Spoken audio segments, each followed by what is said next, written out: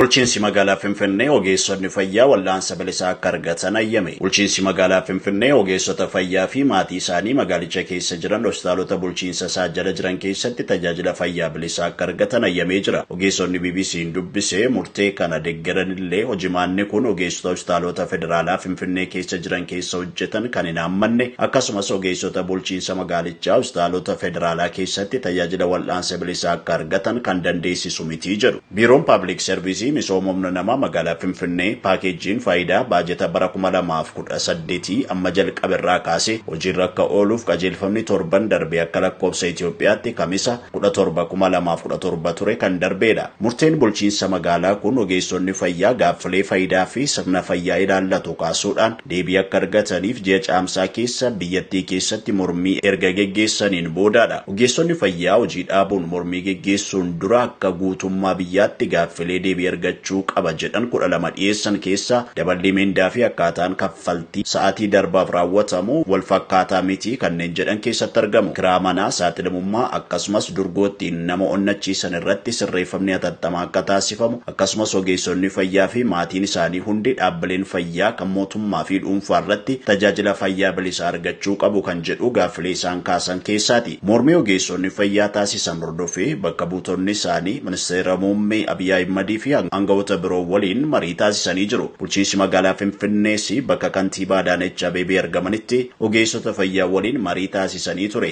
Marii kanarratti kantiibaa Adaanech gaaffilee sadarkaa bulchiinsa magaalattiitti hiikuu danda'aniif deebii akka kennan waadaa galanii ture. Xalayaan qajeelfama kana qabatee fi itti gaafatamaa biiroo Public Service fi misooma humna namaa magaalaa Finfinnee Dr. Jamaaluu Jambariin mallattaa'ee kan ergame hospitaalota 7 bulchiinsa magaalichaa jalatti argamanii fi kolleejjota fayyaaf akkasumas kutaaleen bulchiinsa magaalattiifidha. Murtee bulchiinsa magaalichaatiin hojiirra akka ooluuf qajeelfamni bayeedha kan jedhan Dr. Jamaaluun xalayaan kun dhimmoota 4 qabaachuu kaasan. Jalqaba irratti dhimma eerame kaffaltaa sa'aatii darbaa hojjetaa kan ilaallatudha. Dhaabbileen fayyaa bulchiinsa magaalichaa jalatti argaman kaffaltaa kana akkaataa kaffaltaa sa'aatii darbaa bu'uura godhatee fi istaandardii kenniinsa tajaajilaatiin hojiirra akka oolchan ajajee jira. Ogeessonni fayyaa lama dhaabbileen fayyaa magaalattii keessa hojjetan BBC'n dubbise akka ibsanitti kaffaltaa sa'aatii darbaa laalchisee qajeelfamichi kanaan dura sadarkaa hojimaataatiin kan taa'ee jirudha jedhan. Haa ta'u malee dhaabbileen fayyaa shallaggii kaffaltaa hojii sa'aatii darbaa akkaataa hojimaatisaa hayyamuun hojiirra oolaa kan turre ibsanii jiru. Akkaataa hojimaatichaatiin sanbataaf dilbata guyyoota ayyaana waggaa akkasumas halkan sa'aatii 4 booda ogeessonni hojii irratti dabarsan hojiin guyyoota kanarra hojjetan ol guddatee akka shallagamuu qabu Dr. Hospitaala magaalattii keessa hojjetu tokko ni ibsa. Hangammaatti wanti kun hojiirra oolaa hin jiru. Nuuf kaffalamaa kan ture dhaabbileen fayyaa akkaataa barbaadaniin ture jechuudhaan hojimaata gammaa ture ibsa. Qajeelfamni amma darbee kun hojimaata kana gara seera qabeessaaf wal fakkaataa ta'etti jijjiira jedhee akka yaadu seeree jira. Dhimmi lammaffaa xalayicha irratti eerame wal'aansa fayyaa bilisaa ogeessota fayyaa kan ilaallatudha. Hojimaata gammaa tureen dhaabbileen fayyaa magaalaa Finfinnee jala jiran keessatti yoo dhukkubsatan wal'aansa bilisaa argachuu kan danda'an dhaabbata fayyaa keessa hojjetan keessatti qofa akka ture ogeessonni BBC'n dubbisee dubbatanii jiru. Hojimaanni kun sadarkaa dhaabbata fayyaatti malee sadarkaa bulchiinsa magaalaatti kan murtaa'e akka hin turre ogeessi fayyaa tokko ibsanii jiru. Sababa kanaan rakkoon fayyaa dhaabbata fayyaa keessa hojjechaa jiraniin ol yoo isaan mudatetti baasii wal'aansa fayyaa ofiin of danda'uuf akka dirqamaa turan kaasa. Wal'aansi fayyaa bilisaa dhaabbata fayyaa keessa hojjetan argataa turanis taanaan maatii isaanii kan hammatu akka hin turre dubbata. Qajeelfamni bulchiinsi magaalichaa amma dabarse garuu hojimaata kana jijjiireera. Hojimaata haaraa kanaan ogeessonni fayyaa dursa dhaabbata fayyaa keessa hojjetan keessatti achi immoo buufataalee fayyaa hospitaalota mootummaa bulchiinsa magaalichaa keessa jiran keessatti tajaajila akka argatan godha. Tajaajilli fayyaa bilisaa kun ogeessota fayyaatiin ala michii gaa'ilaa fi ijoollee umuriin isaanii waggaa 18 gad ta'e akka dabalatu xalayaan kun ibsee jira. Hospitaalota bulchiinsa magaalaa Finfinnee jalatti argaman keessaa hospitaala yaadannoo Gaandii, Dagimaawwii Minilik, Raas Dastaa fi Xurunesh Beejingee keessatti argamu. Paakeejiin faayidaa xalayaan kun ibse biraan dhaabbilee fayyaa hunda keessatti suuqiiwwan waldaalee hojii gamtaa akka hundeeffaman kan ajajudha. Kun kan taasifamuuf ammoo dhiibbaa qaala'insa jireenyaa salphisuuf akka ta'e kan ibsu xalayaan kun murteen bulchiinsa magaalichaa biroon piroojeektii misooma ijoollummaatti yeroodhaaf kan qacaraman hojjetoota dhaabbataadhaan qacaruu kan ilaallatudha. Hojjetoonni kunneen manarra deemanii maatii fi guddistootaaf gorsa kennuu jedha xalayaan kun. Sochii ogeessonni fayyaa taasisaa turan keessa kan ture ogeessi tokko BBC'tti akka himetti hojiirra kan turan harki caalaan neersotaadha. Baay'inni hojjetoota kanaa dhaabbata tokko keessatti aga 50 hatattamaa ga'uu akka danda'u kan ibsu ogeessi kun waliigalteen hojii kun addaan cituu danda'a sodaa jedhu keessa akka turan dubbate. Bulchiinsi magaalichaa xalayaa torban darbe barreesseen biiroo kanatti kutaa magaalaa fi buufataaleen fayyaa keessatti kan argaman suppervaayizeroonni fi qindeessitoonni hojimaata isaa eeganii hojjetaa dhaabbataa akka ta'an jechuun qajeelfamni kennamee jira. Xalayaan kun dabalataan paakeejiiwwan faayidaa kun baajeta bara 2018 irraa kaasee ogeessota fayyaatiif akka hojiirra oolu hordoffiif deeggarsa akka gootan jechuudhaan xalayichi dhaabbilee fayyaa fi kutaalee magaalaatti barreeffame akeekkachiisee jira. Ogeessota fayyaa dhaabbileen fayyaa magaalattii keessa hojjetan BBC'n dubbise